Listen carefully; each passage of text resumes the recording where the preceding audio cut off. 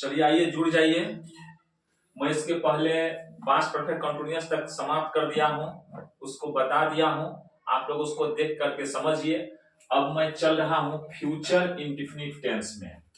पहले present indefinite, तब क्या पास्ट इंडेफिनिट भी हो गया, अब है फ्यूचर इंडेफिनिट। चलिए फ्यूचर इंडेफिनिट का अर्थ होता है इंडेफिनिट, डिफिनिट मींस होता है निश्चित, डिफिनिट मींस निश्चित, और इन लगा दिए तो हो गया इंडेफिनिट मींस अनिश्चित। अनिश्चित भविष्य, फ्यूचर का अर्थ सबको जानते हैं, भविष्यत काल होता है। अनिश्चित भविष्यत काल, टेंस मींस काल। अब देखिए अनिश्चित भविष्यत काल को हम लोग जो है समान भविष्यत काल भी बोल सकते हैं, सिंपल फ्यूचर भी बोल सकते हैं। इसमें कंफ्यूज नहीं होना है, कहीं सिंपल फ्यूचर लिखा हो तो ये नहीं कहिएगा सर जी आप तो फ्यूचर इंडेफिनिट बोले थे, वहां सिंपल फ्यूचर था।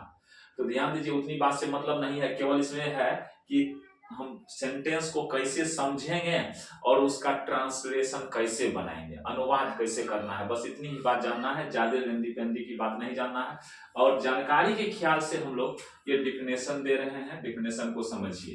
देखिए सब डिफिनेशन एक ही रखा है, कहीं कोई डिफरेंस खास नहीं है, थोड़ा बहुत का डिफरेंस है, इसलिए कहा गया है एक के साथ है सब सदे। अगर एक डिफिनेशन को आप दिमाग में एडजस्ट कर लेते हैं तो दूसरा डिफिनेशन भी आपके लिए हार्ड नहीं रहेगा, वह आसान हो जाएगा। तो पहले मैं प्रेजेंट इंडेफिनिट का बताया था, फिर प्रेजेंट इम्परफेक्ट का, प्रेजेंट परफेक्ट का, प्रेजेंट परफेक्ट कंटीन्यूअस का, फिर पास्ट इंडेफिनिट का बताया था, पास्ट इंडेफिनिट के बाद पास्ट इम्परफेक्ट का बताया था, पास्ट इम्परफेक्ट के बाद पास्ट परफेक्ट बताया था, पास्ट परफेक्ट के बाद पास्ट परफेक्ट कंटीन्यूअस भी बताया था। पास्ट परफेक्ट में हम फिर से जो है बताएंगे उसको, क्योंकि उसमें जो है डबल वर्क होता है, कोई काम पहले खत्म हो चुका था, फिर कोई काम जारी था, तो उस चीज को जो है जारी नहीं था, देखिए सॉरी इस बात को भूल जाइए, पहले कोई काम खत्म हो चुका था और तब फिर दूसरा काम हुआ। जैसे डॉक्टर के आने से पहले रोगी मर चुका था, तो पहले रोगी मर चुका तब डॉक्टर आया, तो इस तरह का सेंटेंस होगा, उसको मैं बाद में बताऊंगा। पहले सिंपली आप लोग सीधे जान लीजिए, उसके बाद जो है विशेष तरह का जो बात है उसको हम अलग से बता देंगे, ठीक है। अब चलिए फ्यूचर इंडेफिनिट में चलिए, उतनी बात में नहीं पढ़ना है, सारी चीज को डिलीट मारिए दिमाग से, मैंने जितनी बात बोला था सबको डिलीट मार दिए, नहीं तो दिमाग जो है झूठे से उलझ जाएगा। अब हमको चलना किसमें है, फ्यूचर इंडेफिनिट टेंस में।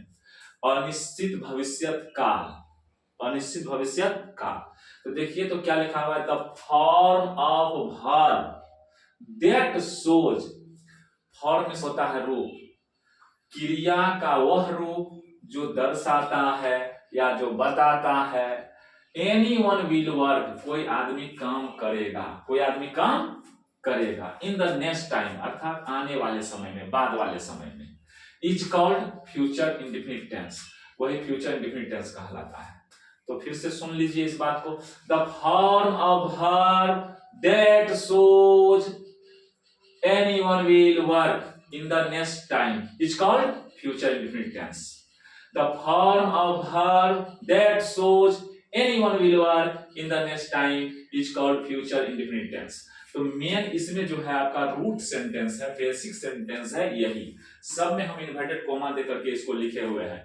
anyone will work अर्थात कोई आदमी काम करेगा, in the next time anyone will work, anyone will work का अर्थ हुआ कोई आदमी काम करेगा, in the next time, next time मतलब आने वाले समय में, जो समय आएगा, नेक्स्ट मतलब होता है अगला समय में, is called future indefinite tense. ऐसे ही वर्ब को जो ये बात को बताता है कि कोई आदमी काम करेगा आने वाले समय में, ऐसे ही वर्ब के फॉर्म को हम लोग कहते हैं फ्यूचर इंडेफिनिट टेंस। कौन टेंस कहते हैं, फ्यूचर इंडेफिनिट टेंस कहते हैं। उस पूरे सेंटेंस को वही वर्ब का फॉर्म जो है, रूप जो है, विल से बता देता है कि बाबू ये फ्यूचर इंडेफिनिट टेंस है। इसका क्या देखिए स्ट्रक्चर है, सबसे पहले सब्जेक्ट है, सब्जेक्ट के बाद विल सेल लगाना है, विल जो सेट करेगा तो विल लगाइए, सेल करेगा सेल लगाइए, विल लगाना है, फिर क्या लिखना है यहाँ पर, वर्ब लिखना है, अगर ऑब्जेक्ट है ऑब्जेक्ट भी लिखेंगे, तो यही वर्ब का पहला रूप है, वर्ब का पहला रूप है। तो इसका पूरा मीनिंग यही हुआ कि क्रिया का वह रूप जो दर्शाता है कि आने वाले समय में कोई व्यक्ति काम करेगा, वही कहलाता है आपको फ्यूचर इंडेफिनिट टेंस। क्रिया का वही रूप कहलाता है फ्यूचर इंडेफिनिट टेंस, जो यह बात बता दे कि आने वाले समय में कोई व्यक्ति काम करेगा, आने वाले समय में कोई व्यक्ति काम करेगा, यह चीज को जो क्रिया का रूप बताता है उसी को हम लोग कहते हैं फ्यूचर इंडेफिनिट टेंस, और उसको हम बोलेंगे फ्यूचर इंडेफिनिट के फॉर्म में है। आगे अब इसका देखिए रिकॉग्निशन। रिकॉग्निशन में होता है पहचान। पहचान में है गागेगी। अब देखिए फ्यूचर इंडेफिनिट में सामान्य तौर पर कॉमन वे में जनरल फॉर्म में हमेशा आपको गागेगी मिलेगा। वैसे तो गागेगी नहीं रहता है तो फिर भी फ्यूचर का बोध हो जाता है, लेकिन उतना विशेष में हम नहीं चल रहे हैं, हम कॉमन में चल रहे हैं, समान में चल रहे हैं, इसलिए चिन्ह को देखना पड़ेगा। गागेगी अगर हो तो उसको हम लोग फ्यूचर इंडेफिनिट समझेंगे। गागेगी तो वैसे है कि वह डॉक्टर होगा, वह डॉक्टर होगा। अगर कोई आदमी खड़े हैं, हम संभावना व्यक्त कर रहे हैं, तो वह कौन है जी? लगता है वो डॉक्टर ही होगा।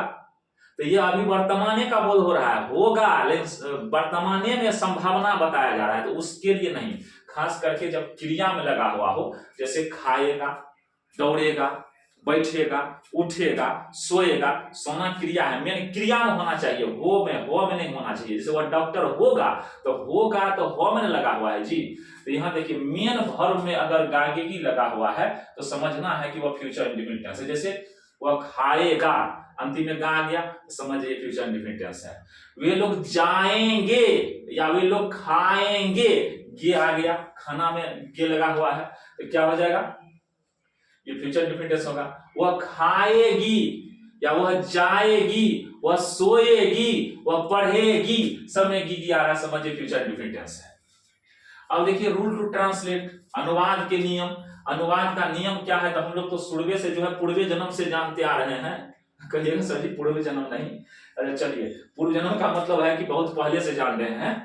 एट फर्स्ट, सबसे पहले सब्जेक्ट लिखना है। ये तो सब दिन गीत गा रहे हैं, सब्जेक्ट लिखिए, सबसे पहले सब्जेक्ट लिखिए, कर्ता को लिखिए, सब्जेक्ट मींस कर्ता होता है।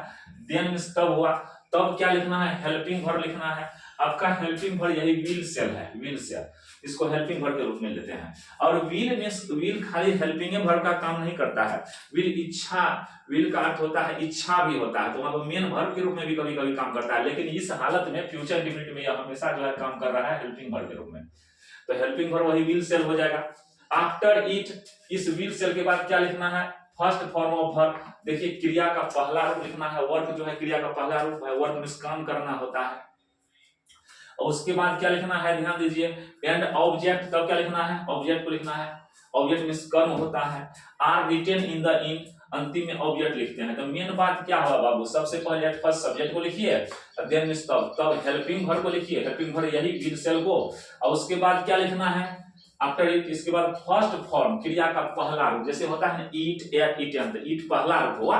V1 V2 V3 को याद कीजिए आप लोग, 5 5 10 10 वर्ड डेली याद कीजिए, तब जो है इंग्लिश ठोस होगा। नहीं तो वर्ड पावर रखना जरूरी है, और नहीं रहेगा वर्ड पावर तो कोई काम का नहीं रहेगा। आप वर्ड रहेगा तभी ना कुछ कीजिएगा। वर्ड का जिसको स्टॉक नहीं है, तो हम इसलिए जो है एक के सेंटेंस को सब पर सेट किए हैं, ताकि क्या हो, विद्यार्थी जो है, स्टूडेंट जो है नियम को समझ ले बढ़िया से, अच्छी तरह से, नियम में कहीं कोई दिक्कत नहीं हो। नियम समझाना है हमको, न कि वर्ड पावर बढ़ाना है। अगर वर्ड पावर बढ़ाने का होगा तो मेरे साथ जुड़िएगा, पूरे वर्ड पावर जो है आपका बढ़ जाएगा, यहाँ से वहां तक जो है वर्ड का स्टॉक में करवा दूंगा एकदम इजी वे में। कैसे होगा सब मैं समझता हूँ। 6000 से लेकर के 10 12 15 हजार वर्ड को मैं आपके दिमाग में सेव कर दूंगा। इसके साथ आप बने रहिएगा, एक बहुत आसान तरीका है, हम करवा देंगे निश्चित कहते हैं। इसमें कहीं ऐसी बात नहीं है, डाउट वाली बात नहीं है, गप नहीं मार रहा हूं मैं, ठीक है। इतना वर्ड को आराम से मैं आपके दिमाग में सेव कर दूंगा तरीका से। अब देखिए, तो सबसे पहले सब्जेक्ट लिखना है, तब क्या हेल्पिंग वर्ब लिखना है, तब फर्स्ट फॉर्म लिखना है, क्रिया का पहला रूप वही वर्ब। जैसे गो है, गो वेंट गॉन, तो गो लिखना है, वेंट नहीं लिखना है, गॉन नहीं लिखना है। अब देखिए उसके बाद ऑब्जेक्ट को लिखना। ऑब्जेक्ट जानते हैं कर्म को कहते हैं। जैसे मैं रोटी खाऊंगा, तो मैं हो गया सब्जेक्ट आपका, मैं हो गया सब्जेक्ट, रोटी आपका हो गया ऑब्जेक्ट। रोटी क्या हो गया? ऑब्जेक्ट हो गया। रोटी ऑब्जेक्ट, कर्म उसको कहते हैं रोटी, रोटी ऑब्जेक्ट हो गया। और उसके बाद खाना क्या हो गया आपका? खाना आपका हो गया क्रिया, वर्ब हो गया। और हेल्पिंग वर्ब क्या हो गया? विल सेल हो गया। मैं रोटी खाऊंगा, गागेगी जो है। अब चलिए नेक्स्ट में हम बात करते हैं स्ट्रक्चर का। स्ट्रक्चर क्या है बस समझिए इतने बात कि सब कुछ टोटल जो है V1 तो रहेगा ही, विल सेल पर ही इसका खेला है। व्हील सेल पर। व्हील सेल कहाँ व्हील लगेगा, कहाँ सेल लगेगा, बाद बाकी जैसे हम लोग बोलते हैं खाना का इंग्लिश ईट, बोलना का अंग्रेजी स्पीक और लिखना का अंग्रेजी राइट, कूदना का अंग्रेजी जंप, इसी सब बात को याद रखिए। व्हील सेल लिख करके बगल में लिख लीजिए, वर्ब का पहला रूप वही सब है। ऑब्जेक्ट, ऑब्जेक्ट जो रहेगा, रोटी है तो रोटी लिखिए, ब्रेड लिखिए, ठीक है। लेटर है तो लेटर लिख दीजिए, बात खत्म है। अब चलिए देखिए सबसे पहले सब्जेक्ट। तो सब्जेक्ट देखिए तो वह सब्जेक्ट है ना, तो वह के लिए अंग्रेजी क्या है, ही है। व्हील सेल में से क्या लगाना है, व्हील लगाना है, ही के साथ व्हील होगा। उसके बाद वर्ब का पहला रूप खाना का क्या हो जाएगा, ईट होगा। जब देखिए कोई भी वर्ब में अंत में गागेगी लगा हो तो समझना चाहिए उसमें सेल व्हील लगेगा, सीधी सी बात। अब देखिए उसके बाद रोटी है तो रोटी का क्या होगा, ब्रेड होगा, बात खत्म है। अब कहेंगे सर जी सब्जेक्ट तो हो गया वह, तो व्हील सेल में से क्या लगाना था, इसको व्हील को चुनिए, व्हील लगाइए। उसके बाद देखिए वर्ब का पहला रूप क्या है, खाना है, तो खाना का पहला रूप क्या है, खाना क्रिया है हिंदी में, उसका इंग्लिश क्या होगा, ईट होगा, ईट लिख दिए, यही है पहला रूप। उसके बाद ऑब्जेक्ट क्या है इसमें, रोटी है, तो रोटी को ब्रेड लिख दीजिए। अब कहेंगे आप लोग कि सर ये तो स्ट्रक्चर पर स्ट्रक्चर, स्ट्रक्चर पर स्ट्रक्चर देते जा रहे हैं, वहां से वहां तक स्ट्रक्चर कितना याद रखेंगे सर जी, दिमाग में नहीं रहता है सर जी, कोनो उपाय बताइए। उपाय हम बराबर बता रहे हैं, आप लोग जो पीछे वीडियो को देखे होंगे तो आपको बिना स्ट्रक्चर का भी मैं बताया हूँ, बिना स्ट्रक्चर का काम कैसे चलेगा, उसको अच्छी तरह से देखते रहिए, निश्चित जो है आप बना लेंगे। थोड़ा थोड़ा कहीं कहीं प्रॉब्लम आएगा तो प्रॉब्लम का भी निदान हो जाएगा, अगर बनाते रहेंगे बराबर एक्सपर्ट हो जाएंगे, समझ जाएंगे, उस प्रॉब्लम का भी सॉल्यूशन आपके दिमाग में खुद ही आ जाएगा। करत करत अभ्यास की जन्मति हो सुजान, रसरी आवत जावत सिल पर परत निशान। अगर अभ्यास करेंगे अपना भी दिमाग चलने लगता है, बराबर अगर हाथ चलाएंगे तो अपने मन से भी हाथ चलने लगता है कि ये काम ऐसे करना है। अब ध्यान दीजिए, अब कहेंगे सर जी एक बार बताइए ना बिना स्ट्रक्चर का, तो ये सुनिए ना, वो है ना, तो पहले वह का अंग्रेजी लिख लीजिए। अब स्टार्ट कीजिए अंतिम से, गागेगी है, तो गागेगी के लिए क्या लिखेंगे, व्हील लिखेंगे चाहे सेल लिखेंगे, तो यहाँ पे व्हील सेट होगा, गागेगी का हो गया व्हील। अब क्या है, खाना है, तो खाना का अंग्रेजी क्या होगा, ईट होगा, ईट लगा दिए। अब इधर रोटी है, अब रोटी लिख दिए, देखिए कितना बढ़िया तरीका है। अब यहाँ देखिए, यहाँ आइए, वह रोटी खाएगी तो लड़की है, तो सी, ही के जगह पर क्या लिखेंगे, सी लिखेंगे, तो सी हो गया लड़की के लिए, ही मिस भी हुआ, सी मिस भी हुआ, लेकिन यह है पुरुष के लिए, ये मैस्कुलिन जेंडर है, ये जो है फेमिनिन जेंडर है, मतलब ये पुल्लिंग हो गया, स्त्रीलिंग हो गया, ठीक है। अब देखिए तो वह का अंग्रेजी क्या लिखेंगे, सी लिख देंगे। अंतिम से शुरू कीजिए, घी है तो घी के लिए क्या लिखेंगे हम लोग, व्हील लिखेंगे, क्योंकि सी है इसलिए व्हील होगा। खाना है तो खाना का क्या होगा, ईट होगा, लिख दीजिए। अब रोटी है तो रोटी का क्या होगा, ब्रेड होगा, लिख दिए। बिना स्ट्रक्चर का काम चल रहा है। वे रोटी खाएंगे, हम बताएंगे वे के लिए दे नहीं लिखिएगा, समझ गए ना, दे लिखे तो ले, बात खत्म, कहीं कुछ बचेगा नहीं। अरे जैसे पिताजी हैं, बड़े लोग हैं, तो हम क्या कहते हैं, पिताजी खाएंगे, पिताजी खाएंगे बोलेंगे, और वह खाएगा बोलेंगे तो उनका निरादर ना हो जाएगा, सम्मान नहीं हुआ, इसलिए वह को वे बोलते हैं, तो वह को वे बोलेंगे, तो इसलिए वह का अंग्रेजी यहाँ भी होगा, वे का अंग्रेजी ही हो जाएगा। अब चलिए इसका अंग्रेजी लिख दिए, एक नंबर बात खत्म।